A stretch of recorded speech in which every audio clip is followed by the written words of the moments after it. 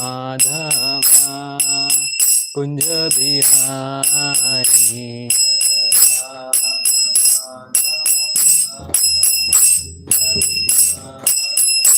Jaya Radha Madhava Kunja Bihari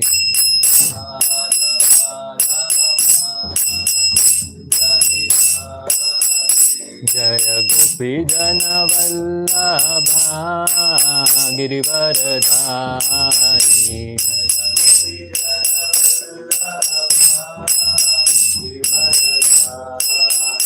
Jaya Gopi Jana Vallabha Girivaradhari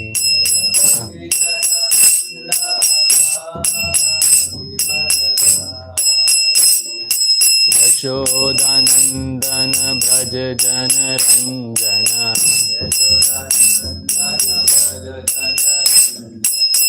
Yashodanandana Braja Jana Ranjana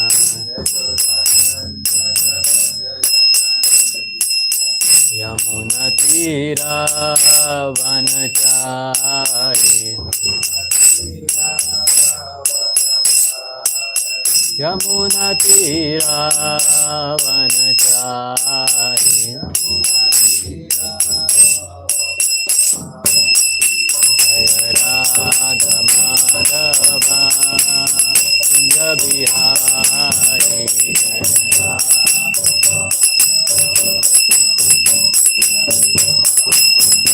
Jaya Gopi Jana Vallabha Girivaradhari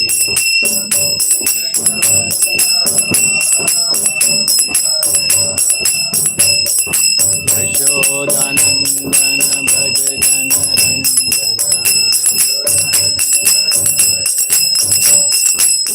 Yamuna Tira Vanachari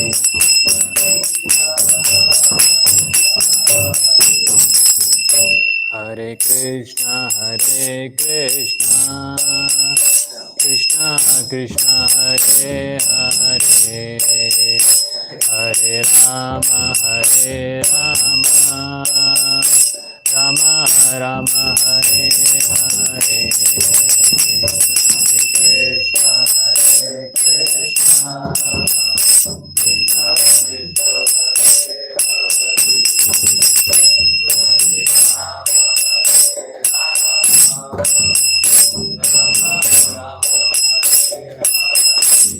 Hare Krishna Hare Krishna Krishna Krishna Hare Hare Hare Rama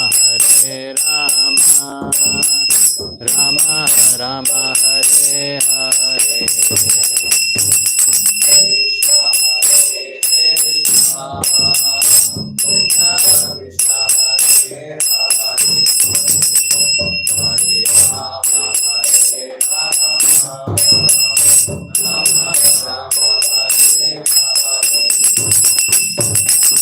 Krishna Hare Krishna Krishna Hare Hare Hare Rama Rama Rama Hare Hare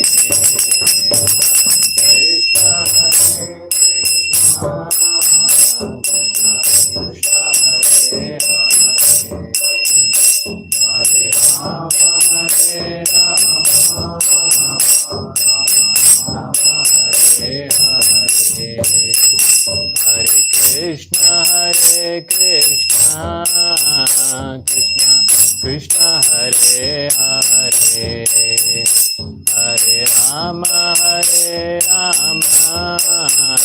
Rama Rama Hare Hare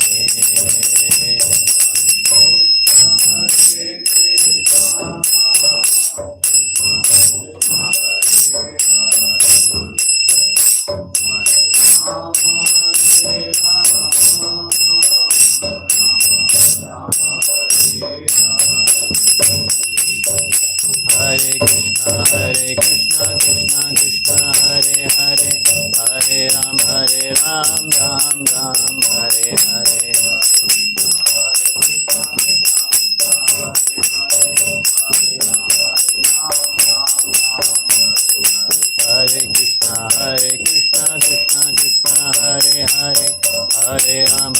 Ram Ram Ram Hare Hare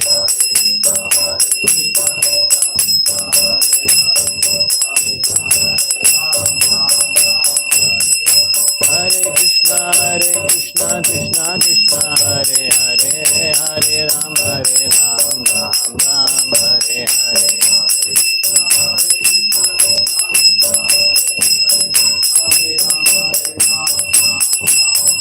Hare Krishna Krishna Krishna Hare Hare Hare Rama Rama Rama Hare Hare Krishna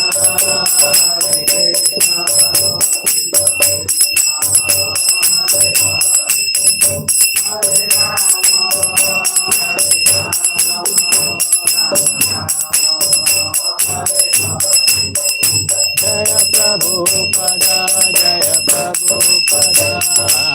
Prabhupada Shila Prabhupada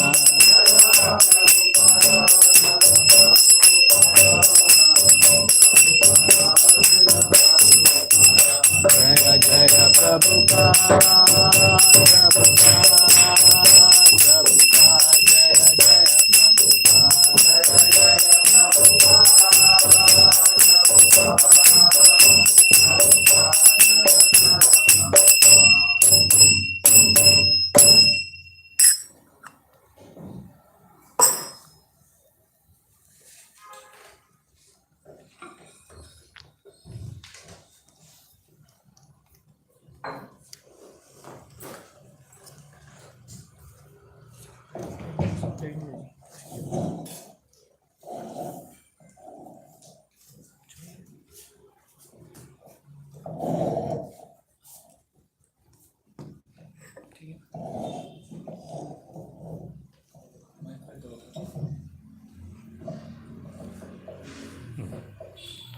Hare Krishna. So we are reading from Canto 5, Chapter 10. That is the discussion between Jar Bharat and Maharaj Raghugan. And we are reading verse number 16 today. So I'll just recite, you can repeat after me. Kastam nigudhascharasi dujanam Kastam nigudhascharasi dvijanam Bibharshi sutram katamo vadutaha Vivarshi sutram katamo vadutaha Kasyasi kutratya ihapi kasmat Kasyasi kutratya ihapi kasmat Shemaya nasched asinota shuklaha Shemaya naschedashinota shuklaha Kastam nigudhascharasi dujanam Kastam nigudhascharasi dvijanam Bibharshi sutram katamo vadutaha Vivarshi sutram katamo vibhutaha Kasyasi kutratya ihapi kasmat Kasyasi kutratya ihapi kasmat Shemaya nasched asinota shuklaha Shemaya naschedashinota shuklaha Kastam nigudhascharasi dujanam Kastam nigudhascharasi dvijanam Bibharshi sutram katamo vadutaha Vivarshi sutram katamo vadutaha Kasyasi kutratya ihapi kasmat Kasyasi putrasya ihapi kasmat Shemaya nasched asinota shuklaha Shemaya naschedashinota shuklaha Kastam nigudhascharasi dvijanam Kastam nigudhascharasi dujanam Vivarshi sutram katamo vadutaha Bibharshi sutram katamo vadutaha Kasyasi putratya ihapi kasmat Kasyasi kutratya ihapi kasmat Shemaya naschedashinota shuklaha Shemaya nasched asinota shuklaha. Yeah, anyone else want to? Kastam nigudhascharasi dvijanam Vivarshi sutram katamo vadutaha Kasyasi kutratya ihapi kasmat Shemaya nasched asinota shuklaha. You will read the word to word meanings. Kah tvam, Kahatvam, who are you? who are you? Nigudaha, Nigudaha, very much covered. very much covered. Charasi, Charasi, you move within the world. you move within this world. Dujana, Vijana, among the Brahmanas or saintly persons. among the Brahmanas or saintly persons. Bibarshi, Vivarshi, you also wear. you also wear. Sutram, Sutram, the sacred thread sacred thread, belonging to the first class Brahmanas. belonging to the first class Brahmanas. Katamaha, Katamaha, which which Avadutaha, Avadutaha, highly elevated person. highly elevated person. Kasya asi, Kasya asi, whose are you? whose are you? Whose disciple or son are you? Whose disciple or son are you? Kutratyaha, Putratyaha, from where? from where? Iha api, Iha api, here in this place. here in this place. Kasmat, Kasmat, for what purpose? for what purpose? Shemaya, Shemaya, for the benefit. for the benefit. Naha, Naha, of us. of us. Chet, Chet, if. if.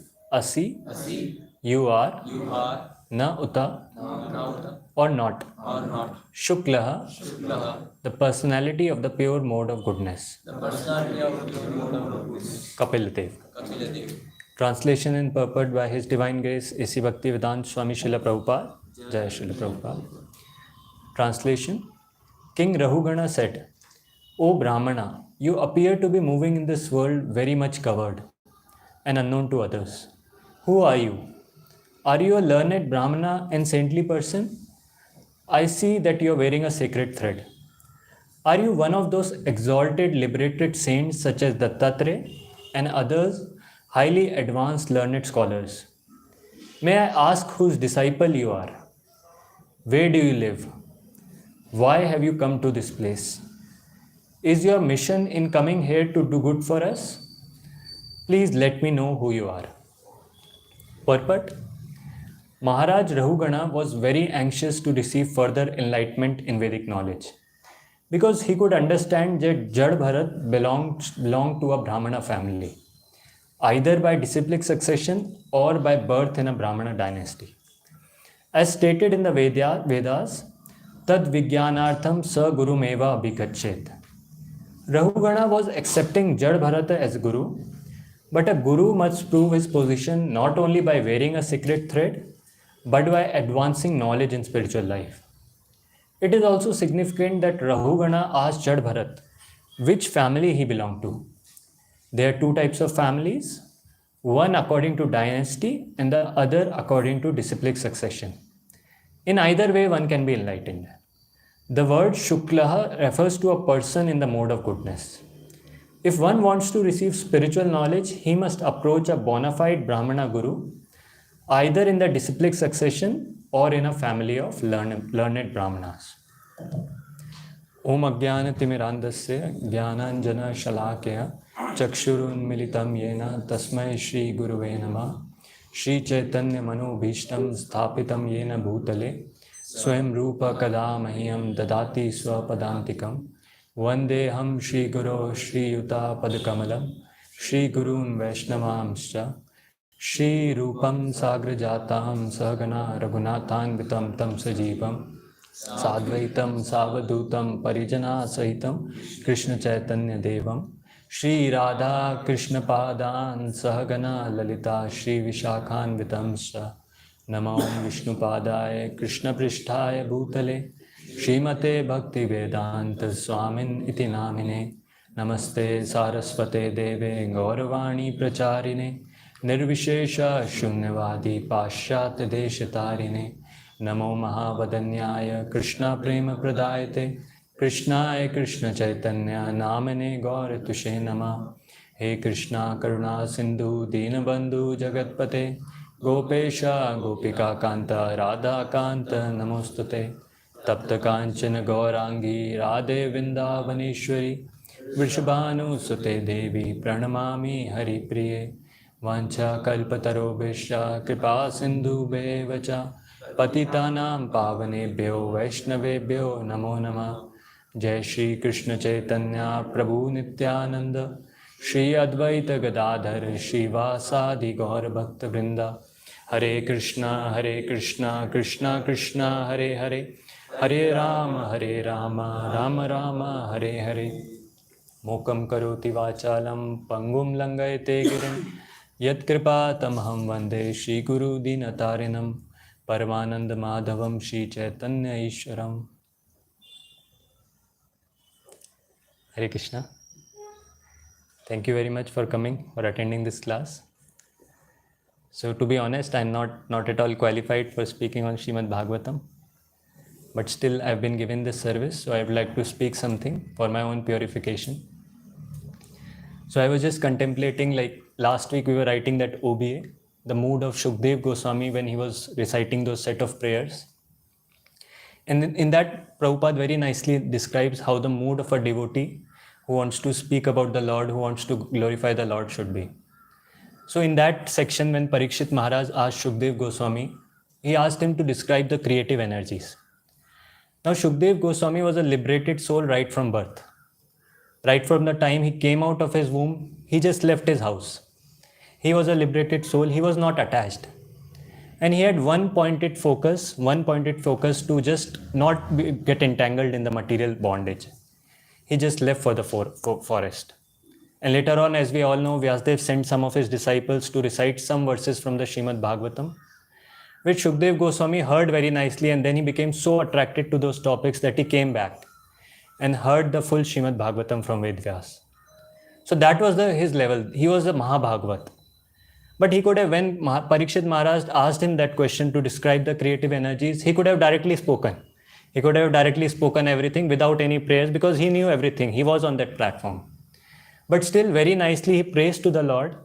And very amazing points Prabhupada writes in that purport. Prabhupada writes that a devotee never does anything independently.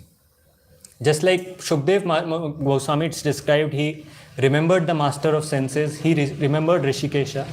And as we all know, the process of bhakti, Rishikena, Rishikesha Sevanam Bhaktir Uchyate, that we have to engage our senses in the service of the Lord. So similarly, in that purport, Prabhupada describes his mood that how a devotee should always think about the Lord, meditate on the Lord. And he never thinks, a devotee should never think that he can do anything independently or by his own. We should always, like he described Shukdev Goswami, remembering the master of the senses and then begging for his mercy so that Lord can induce him to speak something. Or Lord can use his senses as an instrument to glorify him. And that's what the very amazing mood of a devotee is described. And Prabhupada even writes that devotee, he does everything under the direction of the Lord. As it's given in the Bhagavad Gita also, Sarvasya chaham hedi sannavishto matta smritir jnanam apohanancha. That it's the Lord who gives us the knowledge, it's the Lord who gives us the remembrance, gives us even the forgetfulness that is there is given by the Lord. And the devotee understands all these things. And so Prabhupada writes this very nice thing that whenever a devotee has to do something, whenever he has to speak about the Lord, glorify the Lord, he should always beg for the mercy of the Lord. And a very hope-giving point he writes in that purport that if the blessings of the Lord and the devotees are there, then whatever the devotee or whatever the speaker speaks will be beyond the four modes. So therefore, I'll request all of your blessings, that by your blessings may I be able to speak something, at least for my own purification. Hare Krishna. So yeah. So now we'll start today's topic. So today's topic is the discussion between Jad Bharat and Maharaj Rahugana. So this is a very interesting aspect and very interesting topic. So in this section we see how the three lives of Maharaj Bharat are described. We all know in the first life he was such a great king, the ruler of the entire world, and he has such an opulent kingdom. He had a wife, he had children, and he had other family members, relatives. And as Prabhupada describes in Prabhupada's language, he says these were the fallible soldiers which Maharaj Bharat left. Fallible as in because they cannot be there all the time. As we all know that everyone in this world is bound by the laws of nature. So we may think that someone may be our protector, someone will be always there to protect us, but then these are all fallible. So that's why Maharaj Bharat, as we all know, left his kingdom, left his opulent household and went to Pulaha ashram to undergo austerities, to engage in the devotional service of the Lord. Now, but as we all know, by the desire of the Lord, by the will of the Lord, he actually got attached to a deer in the Pulaha ashram. and the next body he took as a deer. That was just a lesson to teach all of us that how a person can slip on the spiritual path. But one thing was there, that even in the deer's life, because he had practiced devotional service very nicely, he had rigidly practiced devotional service, so he could remember everything of his past. He could remember whatever he did in his past life, and he constantly repented for the mistake he did. It said that how he left his home, he left his mother, everyone in the deer's body. He left everything, went back again to Pulaha ashram just to undergo austerities. And even in the deer's life, it said he was practicing some kind, whatever was possible for him. He was taking only dried leaves and some little bit, whatever austerities were possible, he was practicing. And he was constantly repenting for the mistake he did in his previous life. And that repentance burnt up all the reactions of his fruitive activities. And then it said that how he gave up his life of the deer in that Pulaha ashram and finally got the life, or finally got the body of this Brahmana, Jad Bharat. So with this aspect also, with this teaching, we can learn a very, very important lesson, that how we speak about this all the time and we know also this, but we tend to forget that how this human life, how it's a very, very amazing opportunity, a great opportunity, and a very, very rare opportunity to get the chance to practice this devotional service in the human form of life. As it's described in the Chaitanya Charitamrita, Brahmanda Brahmite kona bhagyavana jeev, Guru Krishna prasade paye bhakti lata brij. That after going through an evolutionary cycle of many, many births, many, many different forms of life, finally a person gets this human form. Finally, by good fortune, he gets the association of a spiritual master, and then he gets that bhakti lata bij, or that will to practice devotional service. And that's why we should always be careful that when we have come, we have got this chance to practice devotional service nicely, intensely. Of course, in the Bhagavad Gita, we hear that Lord has given many assurances. He speaks, Swalpam api asya dharmasya trayato mahato bhayat.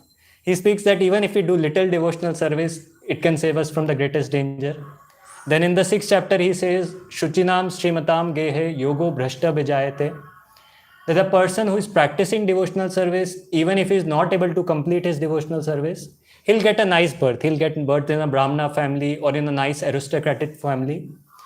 But we always understand that if we slacken in our devotional service, if we become satisfied, complacent, we might get a favorable circumstance, we might get nice circumstance, but we never know what karma will blast at what time and what will happen in the next life.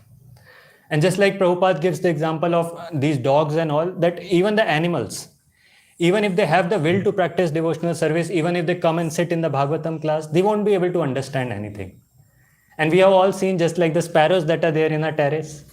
So even after shooing them away, even after driving them away so many times, they want to be there. They want to always, as if they are hankering for the association of devotees.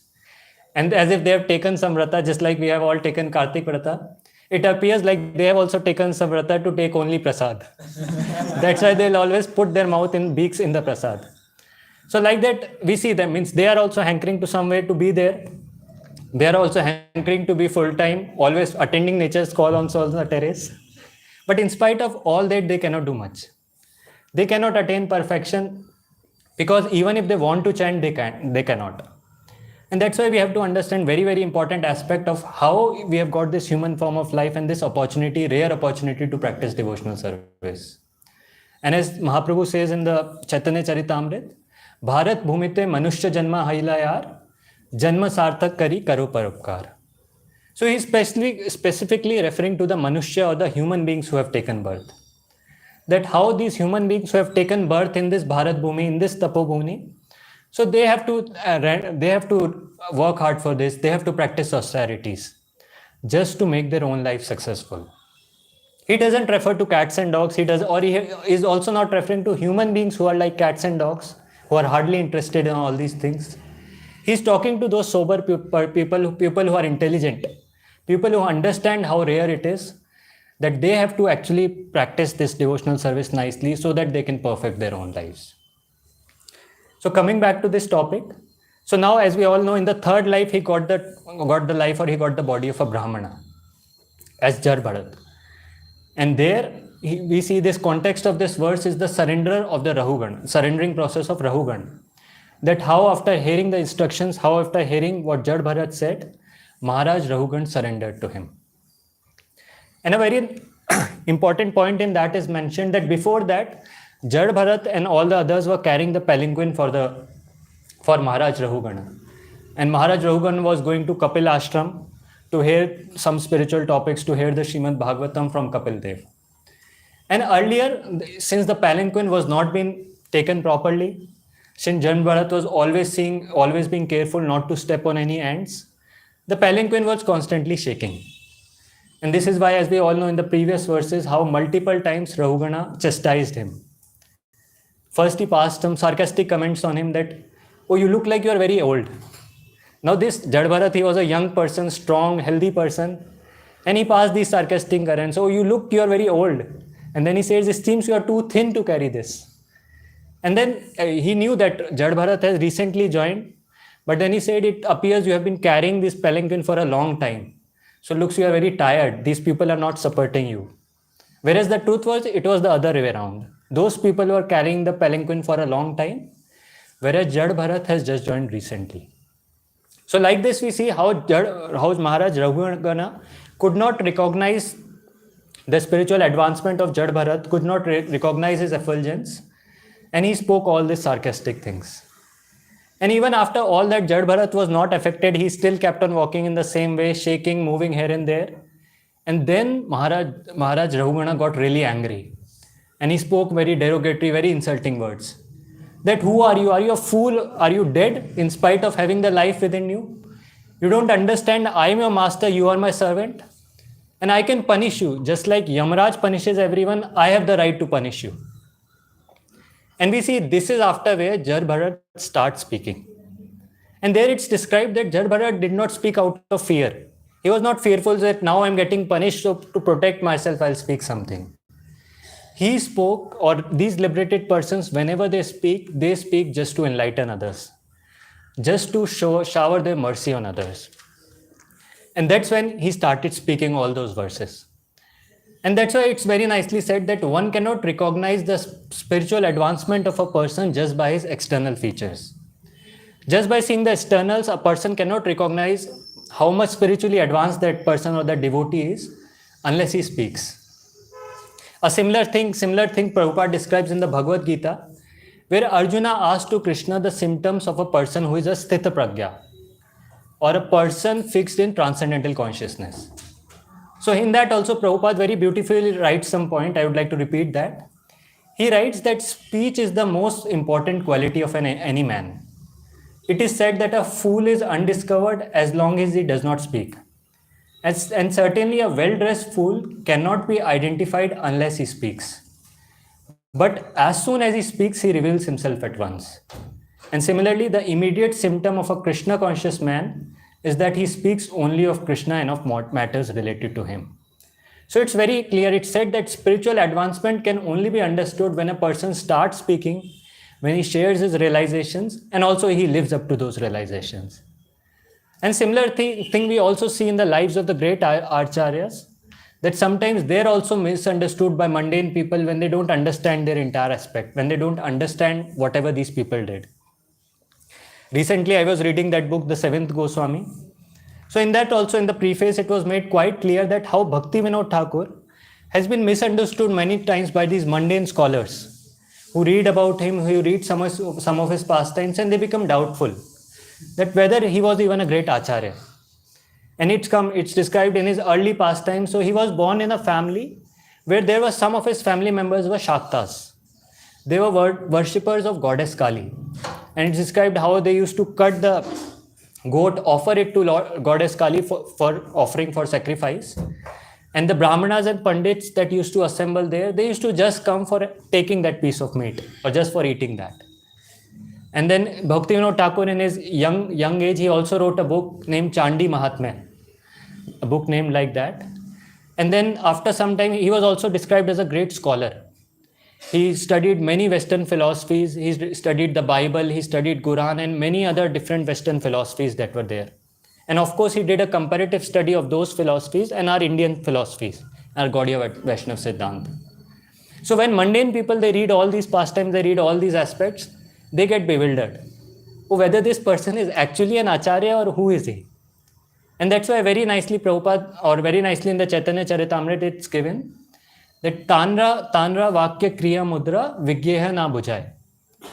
That even the most learned person, most great mundane scholar cannot understand the symptoms and activities of a liberated soul. And that's what we see in all these pastimes. Prabhupada writes in the purport that unless the Lord reveals to a person that he is a great devotee, he is an acharya, a person cannot understand.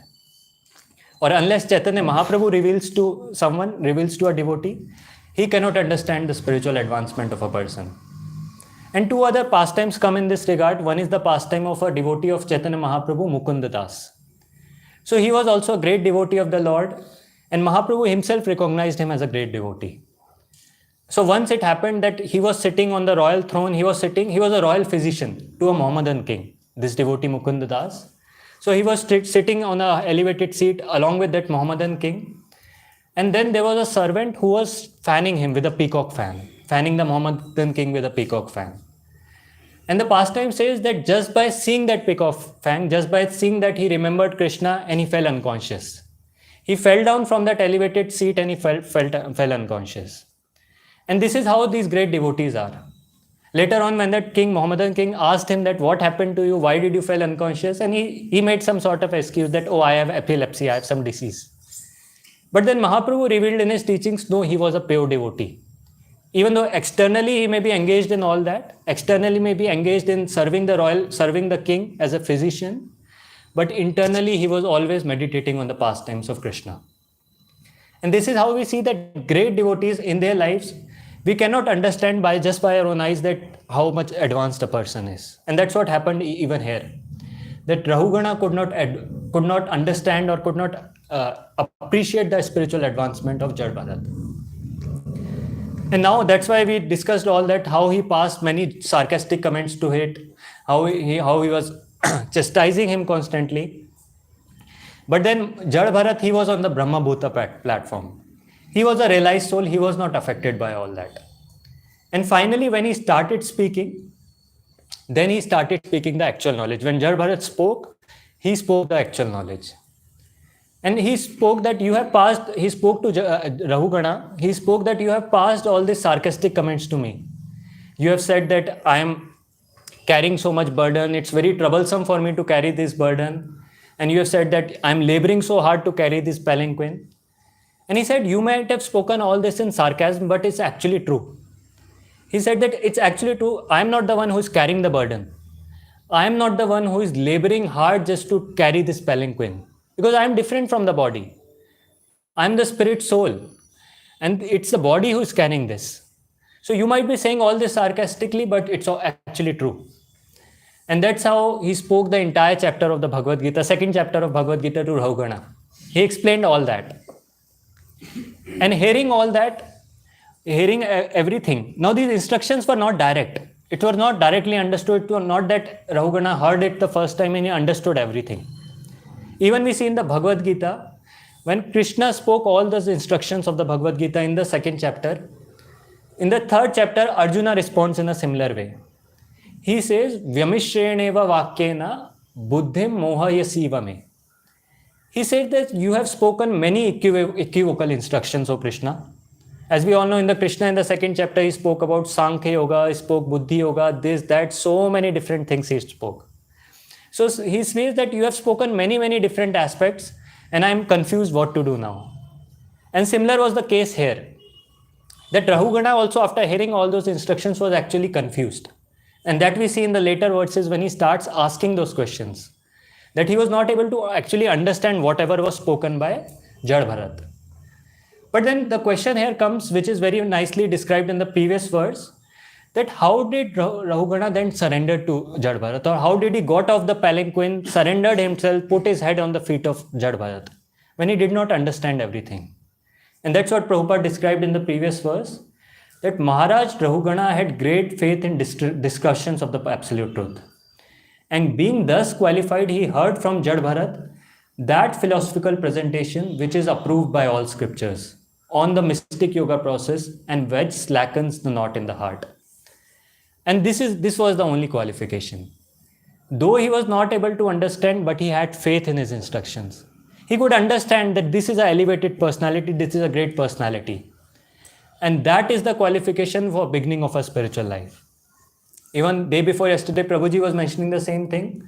How unflinching faith in the words of the Shastra, unflinching faith in the spiritual master, that is the qualification for progressing in spiritual life. It's not always that we'll be able to understand everything or we'll be able to understand everything. And even if we are able to understand, that is just intellectual platform. That is still on a material platform. Actually, it's the faith that determines how much we'll be advancing in the spiritual life, or faith determines a further progress in the levels of devotional service or in the levels of bhakti. That's how bhakti begins from Shraddha, then comes to Sadhu Sangha, and when the faith increases, then a person surrenders to a spiritual master. That's when his bhajan kriya starts. And Prabhupada, we see in the past life of Prabhupada also this example. So when Prabhupada was taken by the Gaudiya Math devotees to Bhaktisiddhanta Saraswati Thakur, so he also recognized the same thing. Yeah, this person listens very nicely. He has great faith in the instructions, or he has great faith in hearing the instructions. And we know this past time when Prabhupada had gone to Vrindavan, and all his spiritual master had come there for a parikrama, and many disciples were there. Now in Vrindavan, one day he was not well. So he asked all his disciples to go for a parikrama, to go for darshan. And he said that those who want to stay here with me, they can stay here. So I'm not well, but I'll be giving a class. So those who want to listen to this class can stay here. Others can go for the parikrama. And it said that most of them went for parikrama, most of them went for darshans. And Prabhupada, who was Abhacharan that time, he and few others, 3-4 others who stayed. And at that time, Bhaktisiddhanta Saraswati Thakur, he used to give long classes. So there was no thing that time of 45 minutes or 1 hour class and then have prasad or something like that. So he used to give continuous classes for 6 hours, 7 hours, sometimes like that. And it said that he kept on giving class for hours together for 3 or 4 hours. Other people that were there, they kept on going, some kept on coming, very few were there. But it was only Abhacharan who heard everything, who was there the entire time. And this was marked even by Bhaktisiddhanta Saraswati Thakur. He said that this person likes to hear, or he has faith in hearing. And Prabhupada later revealed also that in the initial days when he used to hear from his spiritual master, he used to speak very high philosophy. And it was not always that he understood whatever he said in his initial days. But still he had faith in the words of the spiritual master. He had so much faith that he heard it again and again. And that's what the qualification he had. That's how he was able to rise or advance so much in spiritual life. Another example I remember in the Giridhari temple when Indradyumna Maharaj had come. He was also mentioning a similar thing. That one day Prabhupada was giving class in India and Maharaj was sitting right in front. And he was very tired. And now Prabhupada started speaking in Hindi. He was giving the class to an Hindi audience. And Maharaj, since he was very tired, he just fell asleep. And Prabhupada got very angry. He said, you get up, why are you sleeping? And Maharaj very confidently, he said to Prabhupada, I don't understand Hindi. I don't understand what you are saying. And Prabhupada made this very nice statement, doesn't matter. Doesn't matter you understand or not, you should hear. Because Prabhupada knew that if a person hears the word of a pure devotee, hears the instructions of a pure devotee, then those words of a pure devotee will pierce the heart and remove all the misgivings that are there. And that's why it's very, very important that sometimes people say that we are not able to understand what is being told. Many times new people, they come that everything. That's how the spiritual life begins. Or that's how one can make progress in the spiritual life. And then that's how Rahugana got faith. Just by hearing that, just by that little faith he had, he was able to surrender to Jad Bharat, and he was able to ask for further instructions. And that's where the current verse comes into place, where he asked that, who are you? Or he asked to Jad Bharat that, where have you come from? Why have you come here? What is your purpose here? So basically he was saying that I could not understand who are you. You are such an elevated personality, but I mistreated you, I chastised you. And later we see how he also begged forgiveness from Jad Bharat, begged forgiveness for his offenses, because he could not understand that how spiritually elevated this person is. And he says he was able to even see the Brahmin thread. Now, in the earlier verse, it was described that Jad Bharat, his body was completely black, completely dirty, and it was difficult to see even that Brahmin thread on his body. But Rahugana could identify, and Rahugana could see that this is not an ordinary person. He's a Brahmana, he's a well-trained Brahmana. And that's why he says that what personality are you? He says that either you belong to a Brahmana family by disciplic succession, or you have taken birth in a Brahmana dynasty. So you could understand that this person is not some ordinary Brahmana. He is the Brahmana on the highest level. Brahma janati iti Brahmana. That he knew, he was a person, transcendental person, who knew the absolute truth. And that's where he speaks all these verses. And one more very, very important teaching we see in this verse, that how, even though Maharaj Rahugana had initially misunderstood the Brahmana, his spiritual effulgence, because his spiritual effulgence was covered. The example that is given is just like fire is covered by ash.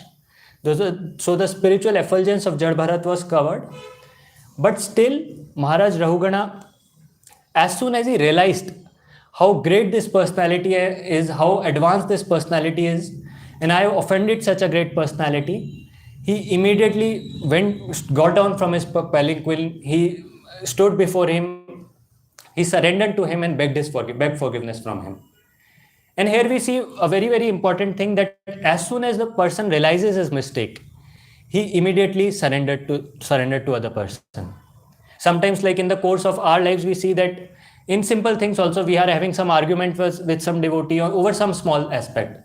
Some service not being done properly or something went wrong. And we start arguing that you don't do this nicely and you always make this mistake. And it happens that sometimes in the course of discussion, we actually realize that it was our mistake. But now, because of the ego that is there within, we are not ready to accept. And then we say, okay, maybe this time it might be, but always you are wrong. Always it's because of you this thing happens. And that's how we keep on putting the blame on others, even after realizing that the mistake is ours. But here we can learn this very, very important point from Rahugana's life, that how after realizing that this person is spiritually elevated, even though before he had this mode of passion, bodily identification of being a king, he was chastising Jad Bharat. But as soon as he realized, he surrendered, and then he started inquiring from him, he started asking various questions. As the Bhagavad Gita says, Tad Vidhi Pranipatena Pariprashnena Sevaya Upadekshanti Te Jnanam Jnaninas Tattva Darshana. So first of all, he surrendered to him. He had faith in him. He had strong faith in Jad Bharat. And then he started asking various questions. And actually, it's described the best form of service a person can do to an elevated personality is hear from him, or hear his instructions and implement them in our lives. And that is very, very important. And now one more important aspect here is that, as we say, it's very, very important to surrender to some personality. Also, it's very important to understand that surrender needs to be coupled with practicing Navavidha Bhakti. Or a person who is practicing bhakti, if he wants to advance in spiritual life, then he also needs to surrender, or he also needs to increase his faith. Sometimes we see people have only surrendered to some personality, but they don't practice bhakti altogether. Like I remember last week only one boy, I was asking him that how is everything going? And he was saying that, yeah, by Krishna's will, everything is going fine. Then I asked, okay, how is your work going? Is it too hectic or not? No, it is sometimes hectic, but I think I'm doing it for Krishna. So by Krishna's mercy, it's fine. And then I asked, okay, you're so much surrendered or dependent on Krishna. So how many rounds you are chanting daily? He said, without fail, every day I chant 1 round. And then finally I asked, have you registered for the Mayapur Yatra? Are you coming for it? And he was like, if Krishna willing, I may go.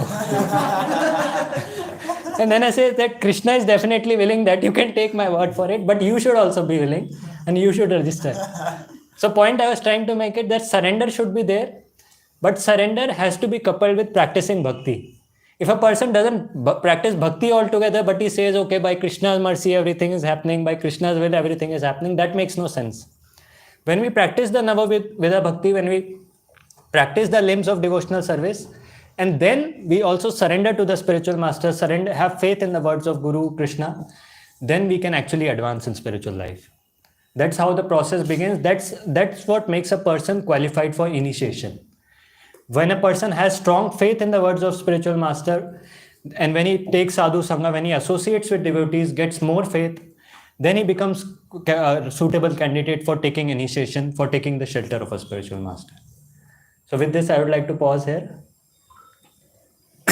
Anyone wants to share something or ask any questions, you can ask.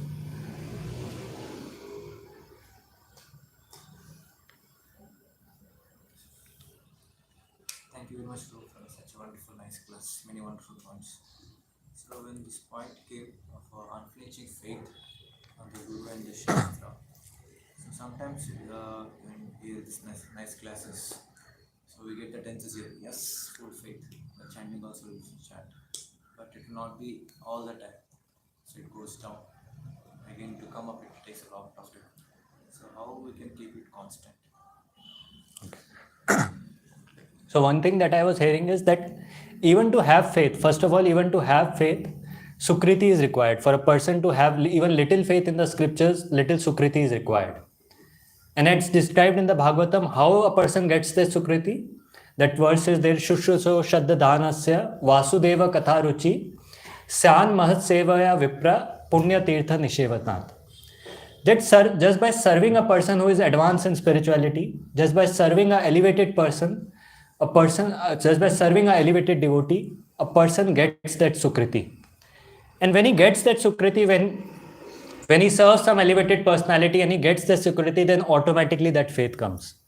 Automatically faith in the words of the scriptures, faith in the Shastras, that's come. And that's how a person is able to come here, is able to hear all these things here, is able to attend the programs. And now how to keep that unflinching faith? So that depends on many aspects. Of course, we have to serve the elevated personalities, we have to serve the persons who have faith. Just like it said, just like this faith is also very contagious. Just like these diseases, they are contagious. Even the faith is very contagious, and if we associate with a person who has faith, if we hear his instructions, if we follow his instructions, and if we serve him nicely, then automatically we'll get faith, we'll get more and more faith. And of course, avoiding offenses. Because it's described that doing some offenses, if we commit offense against some spiritual personality, so then our entire spiritual life or then our advancement is covered. And then our faith automatically goes away. And even here we see that Rahugana, when he realizes that he had committed such a big mistake, such a big offense, he begged forgiveness. And in the next verses that are to come, he also says that I am not afraid of anything. I am not afraid of the trident of Lord Shiva. I am not afraid of the punishment of Lord Yamraj. But I am afraid of committing offense at the lotus feet of a Vaishnava. And that's how we can see that even Maharaj Rahugana was a very elevated personality. He was not an ordinary personality. He had so much faith, and that's why he was going to that ashrama just to listen to him. So that is the thing, to have faith, we have to associate with a personality who has faith and avoiding offenses. Because that is the thing that covers the faith. Yeah, thank you. Yeah. One question, thank you for such a nice class. So when you were saying that if a person, even if a person doesn't understand, but still if he has faith on the scriptures, so then, for example, in the case of Maharaj Rahugana, so he immediately surrendered when he was not able to understand, but he surrendered to Janmaya. So it may be, like, what is the deciding factor like, to have that faith? Because let's say the person who is speaking, let's say from the scriptures itself, but he may be a cheater also. He may repeat the words of the scriptures, but inside, because there are so many false gurus also, and they are repeating from the scriptures as it is, but inside they have some different intentions. So how to understand, and what is the deciding factor which makes a sincere person surrender or decide, okay, because at the beginning when the person is hearing, so-called or genuine or a non-genuine spiritual message. So how to what is the deciding factor, and how that faith drives that person? So even in this purport, if you see, Prabhupada is very nicely mentioned that Rahugana was accepting Jad Bharat as a guru, but a guru must prove his position not only by wearing a secret thread, but by advancing knowledge in spiritual life. So very nicely is mentioned that it's not just by speaking those instructions. As I mentioned, that spiritual advancement of a person can be seen not just by what he shares. Of course, we can understand by his realizations, but also but how he lives. Is he living up to it? Sometimes people may say many things, may say from the scriptures, but when we see that they are not practicing themselves, then automatically the faith goes away, automatically everything goes away. So it's both the thing that we can see the advancement of a person by what he shares, what is his realizations, and also by how much he is living up to what he's saying. And that's where we can identify that a person may be externally speaking a lot of things, but if his motive is different, if he has some other propaganda, he may not practice. He won't practice all the things. Because ultimately, if a person is practicing also and he's speaking from the scriptures, then he has to be a pure devotee, then he has to be elevated. Because he can't falsely imitate, at least for a long time. For some time, someone can imitate, but not for a long time. So this we can see that how a person is actually implementing those things in his life. And of course, as even in that verse, Tad Vidhi Pranipatena Pariprashnena Sevaya, Prabhupada describes in the purport that how when a disciple approaches a spiritual master, so he has the right for 1 year, he can test. He can test the spiritual master, he can test his ability, his advancement, his capability. But once he surrenders and once he actually accepts him as a spiritual master, then there is no question of testing. Then he has to serve him and ask questions. Then he has to serve and ask questions in submission, like out of humility, to understand the spiritual topics. Yeah. Thank you. But sometimes it also happens like we are not able to understand. Like in case of Bhakti Vinod Thakur, most of the people think that he is Shakta and something. So how to avoid that also? Like maybe we are not able to understand. So that's why this instruction is given, that's why that shloka is given, that what about us? Even the most learned scholars, they are bewildered. Even in this case, there was one more example that was there of Pundrik Vidyanidhi. So Mukunda Das was there, and he once asked, he had a very close associate, Gadadhar Pandit. So he asked him that let's go, we'll meet a very exalted devotee. And when Mukund Das and Gadadhar Pandit went to meet Pundrik Vidyanidhi, so on first, like he had told that he's a very exalted devotee, but when he actually saw him, so he was sitting on a very nice couch, there were 10 servants around him, serving him very nicely. He had perfume smeared all over his body, and externally he was appearing like a sense gratifier. And even Gadadhar Pandit was bewildered. Such a great associate of the Lord, he was bewildered seeing him, that is he actually a pure devotee? And it was later that Mukunda Das understood this, that Gadadhar Pandit is bewildered. Then he spoke some verses from the Bhagavatam about describing about Putana, and then he underwent a complete transformation. That same person who was sitting on the couch in that very position, he just came out of it, started tearing his clothes, going crazy, breaking things here and there. And people had to literally hold him just to protect himself, just so that he does not hurt himself. And that's where Gadadhar Pandit could understand that this is actually a great soul. So of course that will definitely happen, that we won't be able to understand those things, but we have to accept the scriptures. We have to accept the words of the scriptures. We have to accept the words of the sadhus, even if we are not able to understand that personality. But if others understand, if the Vaishnavas accept him as supreme, then not supreme, if the Vaishnavas accept him as elevated, then we have to accept like that. Thank you. Yeah. No, just in the discussion, this also mentioned that if a person is sincere in his intention, then Krishna guides him in some way or other. So if a person is sincere, then Krishna will definitely show the path. He will basically reveal to him, and then basically he will guide him to the path. So that is also this point. That is also true if a person is constantly engaged. That Bhagavad Gita he says in 10th chapter, Tesham evanukam partham aham ajnanajam tama. That if a person is constantly engaged, nicely engaged in the service of the Lord with full sincerity, then Lord gives him the knowledge, Lord gives him the understanding, so that he can understand and progress on the path. So even if a devotee is not able to take advantage of different things, not able to understand different things, but only if he is sincere in practicing devotional service, Lord within guides as Paramatma. Yeah. You told one thing about Sukriti and faith. Without Sukriti, we can't have faith on the scripture. So, we saw also some devotees who just come for one-time association and have cleansing faith, and they have started coming. But sometimes we also see devotees who are following, but still after some time they got something that they discontinued coming in association of people. So, Prabhuji, Sukriti is the compulsory requirement for faith, or it is like just add-on benefit? Means if you have Sukriti, then we can have faith, but it is compulsory requirement for the faith. Can you repeat? I just got confused in the second part of the question. Sukriti means compulsory requirement for having faith on a scripture or guru. It is just add-on benefit. That's if we are having Sukriti, we can easily have faith. Sukriti is, if you have to add, see, of course it depends how much Sukriti also. Even if a person has little Sukriti, he'll have faith accordingly. He'll have little faith. He won't have unflinching faith in the words of Sadhu Shastra. But as you mentioned, he'll have some faith. He'll come for the programs. He'll attend, hear something. But then as the Sukriti increases, as he takes the prasad, as he chants the Hare Krishna Mahamantra, as he do various activities, and as and when the Sukriti of the person increases, his faith will also increase. As and when he consciously practices devotional service, he increases his practice, then his Sukriti will increase and his corresponding his faith will increase. But of course, some level of Sukriti is definitely required. That's what we see, that whoever comes in devotional service, he may have, even if it's not voluntarily, it may be Agyat Sukriti, he may have performed some service to some Vaishnava even without knowing. But some level of Sukriti is there, only then a person can come and attend these sessions and attend these programs.